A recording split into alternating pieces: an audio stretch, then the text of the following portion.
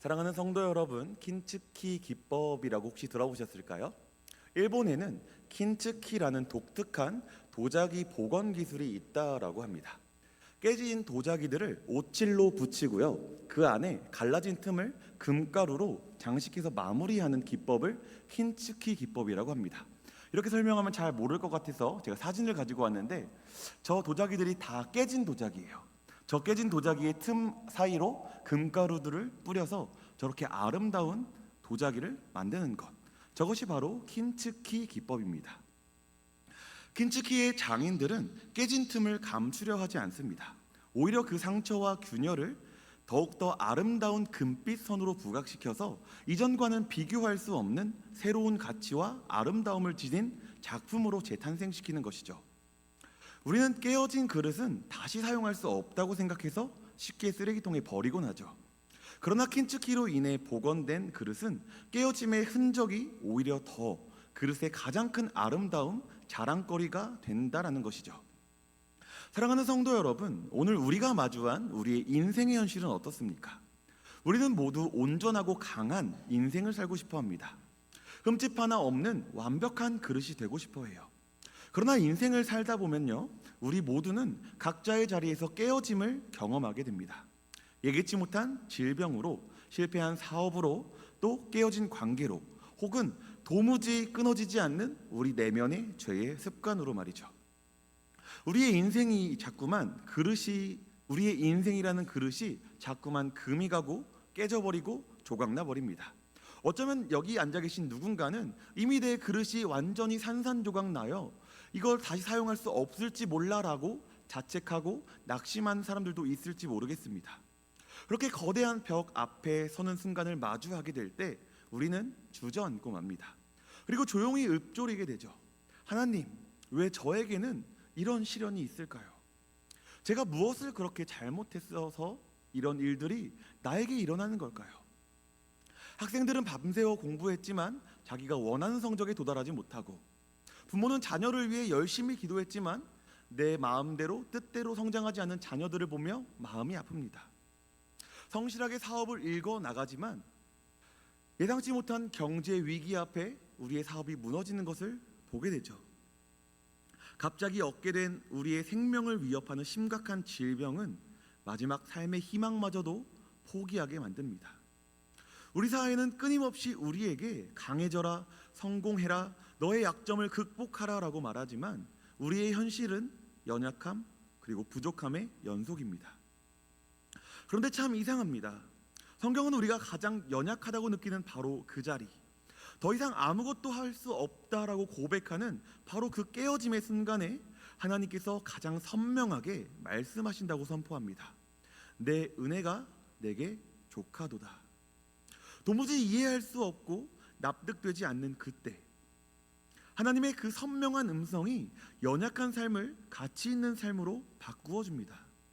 이 이해할 수 없는 하나님의 음성이 오늘 우리가 함께 나눌 사도 바울의 고백 속에서 어떻게 진리의 빛으로 빛나는지, 그 은혜의 자리로 함께 들어가기를 소원합니다.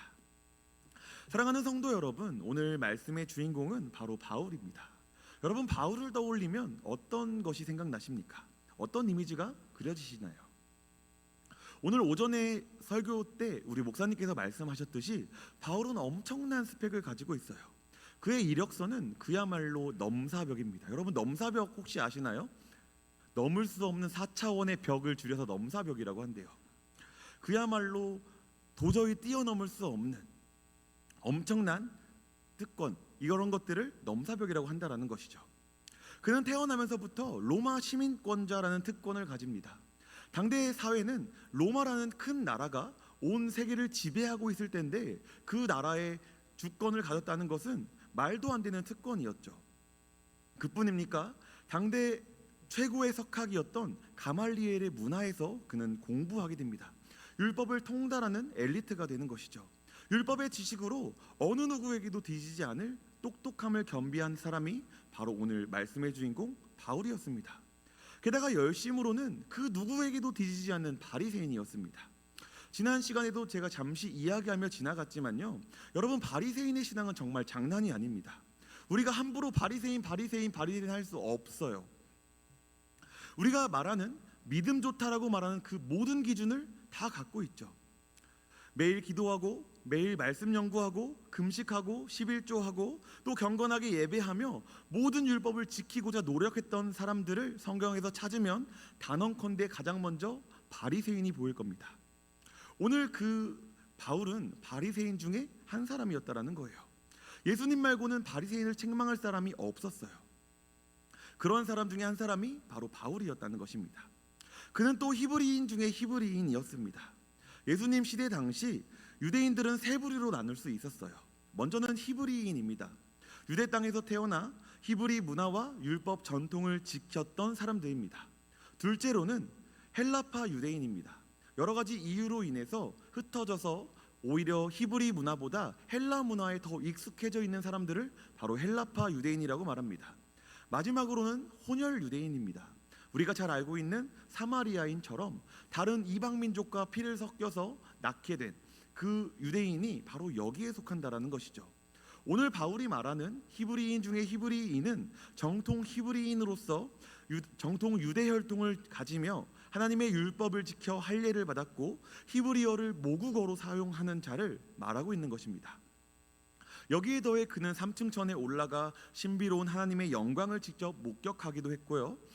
또 그의 학문, 그의 경건, 그의 사명감, 또 그뿐 아니죠. 신약 성경의 거의 대부분을 썼다고 할 수 있는 그의 모든 것이 완벽해 보이는 그의 스펙을 우리가 볼 수 있다라는 것입니다. 여러분, 이렇게 나열하고 보니까 이 바울은 정말 흠잡을 데 없는 사람이지 않습니까? 그런데 그 찬란한 영광 뒤에는요, 그의 삶을 평생토록 괴롭혔던 지워지지 않는 그림자가 있었습니다. 성경은 그것을 가리켜 육체의 가시, 곧 사탄의 사자라고 부릅니다. 이 가시가 무엇을 의미하는지에 대해 학자들은 여러 가지 추측을 합니다. 극심한 안질이었을 것이다. 주기적으로 발작을 일으키는 간질이었을 것이다. 혹은 그를 평생 동안 따라다녔던 복음을 방해했던 유대인 대적자들이었을 것이다. 그러나 하나님께서 그 가시의 정체를 성경에 명확히 기록하지 않은 것은 어쩌면 오늘 우리를 위한 배려일지 모르겠습니다. 우리 각자가 가진 인생의 가장 아픈 가시를 그 자리 대신 넣어보라는 하나님의 초대인 것이죠. 오늘 한 가지는 분명합니다. 그 가시는 바울의 삶을 끊임없이 고통스럽게 했고 그의 자존심을 무너뜨렸으며 때로는 그의 사역을 무력하게 만들었다는 것입니다. 그래서 그는 하나님 앞에 엎드려 간절히 그리고 반복해서 기도했습니다. 오늘 본문 말씀에 보니까요, 바울은 하나님께 세 번이나 간절히 기도했다라고 말합니다. 그런데 이것은 단순히 세 번의 횟수를 의미하는 것이 아니라 그가 할 수 있는 최선을 다해 전심으로, 어쩌면 금식하며 눈물로 매달렸다라는 뜻이에요. 하나님, 제발 이것만은 거두어 주십시오. 이 가시만 없으면요, 제가 더욱더 주의 일에 힘쓸 수 있지 않겠습니까? 저를 조롱하는 사람들 앞에서 제가 더욱더 당당하게 복음을 전할 수 있지 않겠습니까? 그러나 하나님의 응답은 그의 기대와는 전혀 달랐습니다. 하나님은 알겠다, 내가 그 가시를 제거해 주겠다, 내가 그 가시를 뽑아주겠다라고 말씀하지 않으셨어요. 오히려 이렇게 말씀하시죠. 우리 9절 상반절 말씀을 함께 보도록 하겠습니다. 함께 읽겠습니다. 시작. 나에게 이르시기를 내 은혜가 내게 족하도다. 이는 내 능력이 약한 데서 온전하여짐이라 하신지라. 아멘. 사랑하는 성도 여러분, 오늘 바울이 원했던 것은 문제의 해결이었습니다. 이제는 육체의 가시가 내 안에서 사라지고 더 나은 사람으로서 하나님의 사역을 감당하고자 했습니다. 그러나 하나님께서 주신 것은 은혜의 지속이었어요. 하나님은 바울이 가시 없는 완벽한 사람이 되기를 원하신 것이 아니라 가시 때문에 매일매일 하나님을 찾고 붙들고 하나님을 더욱더 간절히 의지하는 사람이 되기를 원했던 것이죠. 하나님께서 그의 가시를 허락하신 이유가 무엇입니까? 오늘 7절은 이렇게 말하고 있어요. 너무 자만하지 않게 하시려 함이라. 그의 놀라운 영적 체험과 그의 모든 능력들이 그를 교만의 자리로 이끌고 가는 것을 하나님은 막아두었던 것이죠. 하나님은 그를 겸손의 자리에 붙들어 매둘 가시라는 안전장치를 허락하신 것입니다. 놀라운 사실은요, 오늘 이 음성을 들은 바울의 인생이 180도 변하기 시작합니다. 그는 더 이상 가시를 없애달라고 기도하지 않습니다. 마치 항해하는 배가 자신의 엔진을 끄고 바람의 힘에 온전히 몸을 맡기기 위해 돛을 활짝 펼치는 것처럼 바울은 자신의 힘을 빼고 하나님의 능력을 의지하기로 결단하는 것입니다. 그리고 그는 이렇게 고백합니다. 그러므로 도리어 크게 기뻐함으로 나의 여러 약한 것들에 대하여 자랑하리니 이는 그리스도의 능력이 내게 머물게 하려 함이라. 그리고 마침내 이 위대한 역설을 하는 것입니다. 우리 함께 읽어볼까요? 함께 읽겠습니다. 시작. 내가 약한 그때에 강함이라. 아멘. 여러분, 그는 이제 자신의 완벽한 이력서를 자랑하지 않습니다. 자신의 연약함을 부끄러워하거나 숨기지도 않습니다. 오히려 그 약함이, 그 부끄러운 가시가 역설적이게도 전능하신 하나님의 능력이 머무는 통로가 되었음을 깨달았기 때문이죠. 사랑하는 성도 여러분, 오늘 우리에게도 각자마다 주어진 인생의 가시가 있습니다. 오늘 이 자리에 앉아 계신 여러분 한 사람 한 사람 마음 가운데 들여보면 남들은 알지 못하는 아픈 가시 하나쯤은 다 가지고 계실 거라 생각합니다. 어떤 분에게는 평생을 괴롭히는 육체의 질병, 만성적인 통증이나 장애가 육체의 가시일 수 있습니다. 어떤 분에게는 도무지 사랑할 수 없는 배우자, 속썩이는 자녀, 끊어진 부모와의 관계가 관계의 가시일 수 있습니다. 또 어떤 분에게는 끊어내고 싶지만 번번이 넘어지는 죄의 습관, 떨쳐내고 싶지만 계속 찾아오는 불안감과 우울증이 내면의 가시일 수 있습니다. 혹은 아무리 발버둥 쳐도 해결되지 않는 재정의 문제, 막혀버린 진로가 상황의 가시가 되어 매일의 삶을 찌를 것입니다. 그 가시는 우리의 자존심을 무너뜨리고 우리의 믿음을 흔들며 때로는 하나님 정말 살아계십니까? 라는 원망 섞인 기도를 하게 만듭니다. 우리는 생각합니다. 이 문제만 해결되면, 이 가시만 뽑히면 내 신앙이 더욱 좋아질 텐데. 하지만 복음은 오늘 우리에게 또 다른 진리를 선포합니다. 하나님은 상황을 바꾸실 수도 있지만 때로는 그 상황 속에서 우리를 바꾸신다. 사랑하는 성도 여러분, 복음의 능력은요, 고통을 느끼지 못하게 하는 마취제가 아닙니다. 복음의 능력은 고통을 완전히 없애는 능력뿐만 아니라 그 고통의 중심에서 넉넉히 다시 일어나 이겨내게 하는 능력입니다. 여러분, 성경의 요셉을 보십시오. 그에게는 형들에게 버림받고 억울하게 누명을 쓰고 감옥에 갇혀 13년이라는 삶을 살았던 그 긴 시간의 가시가 있습니다. 하나님은 당장 그를 구해내실 수도 있었지만 그렇게 하지 않으셨어요. 대신 하나님은 그 고난의 긴 시간 동안 그와 함께 하시며 그의 인격을 다듬으시고 마침내 한 나라의 총리가 될 만한 그릇으로 빚어주셨죠. 성경은 요셉을 향하여 끊임없이 형통하였다라고 고백합니다. 왜 그렇습니까? 하나님이 가시를 바로 뽑아주시지 않으셨지만 그 가시가 있던 모든 순간에 요셉에게 족한 은혜를 부어주셨던 것입니다. 그래서 믿음의 사람은 문제의 유무로 하나님의 사랑을 판단하지 않습니다. 오히려 고난의 깊은 골짜기 속에서도 이렇게 고백할 수 있는 거예요.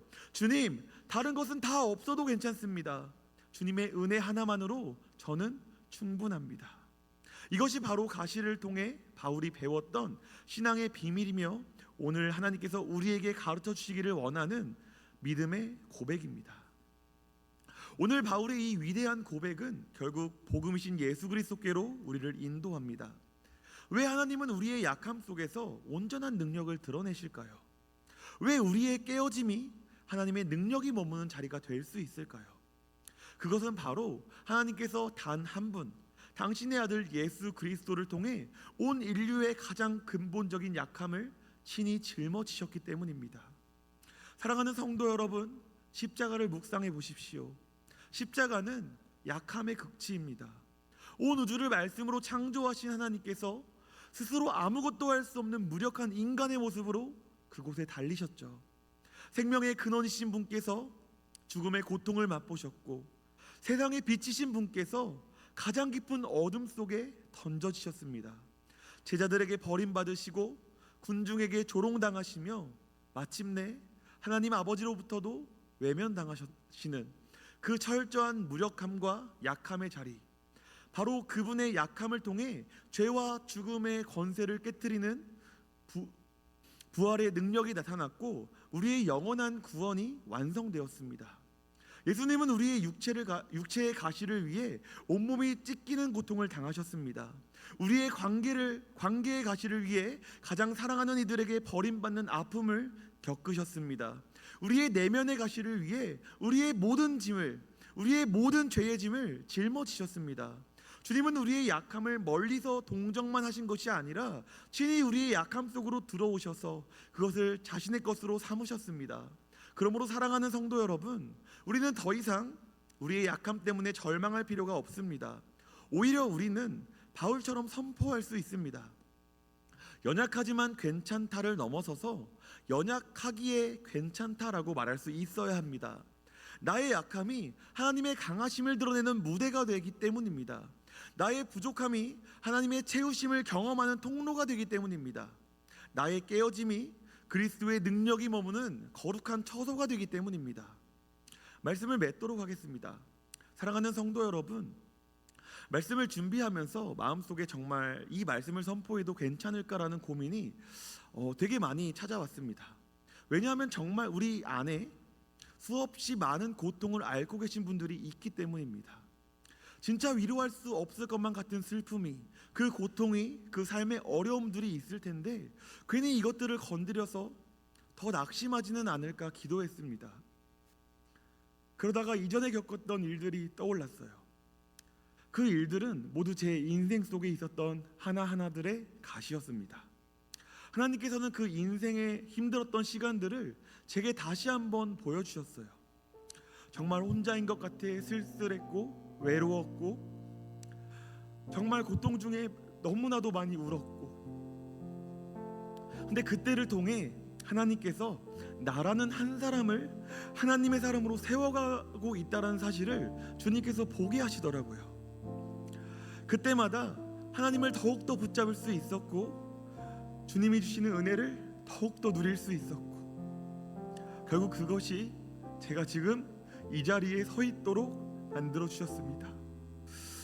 하나님이 선하게 인도하여 주셨음을 이번 말씀을 준비하면서 너무나 깊이 깨달았습니다. 그리고 그것이 제게 깨달음으로 다가왔을 때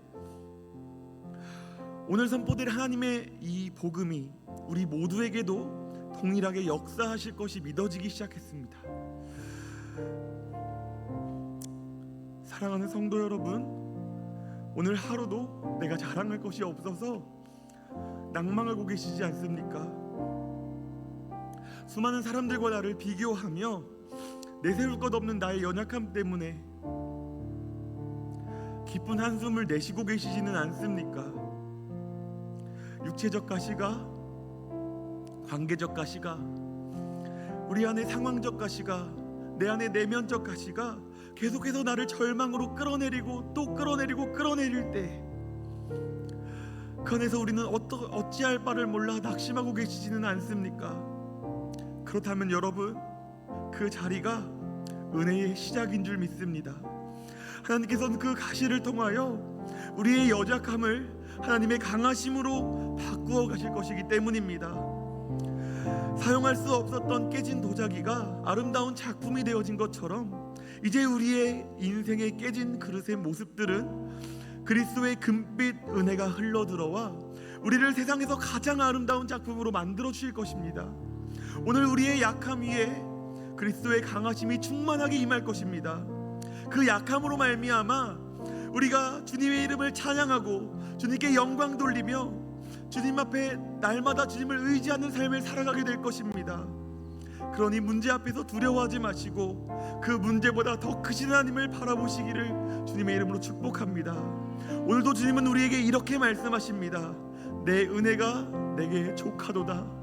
내 은혜가 내게 족하도다. 받은 은혜를 기억하며 하나님의 선하신 인도하심을 바라볼 수 있는, 그리하여 고통과 절망 중에서도 온전히 하나님만 찬양하며 주님께 영광 돌릴 수 있는 사랑하는 모든 권능교회 성도님들 한 사람 한 사람 다 되시기를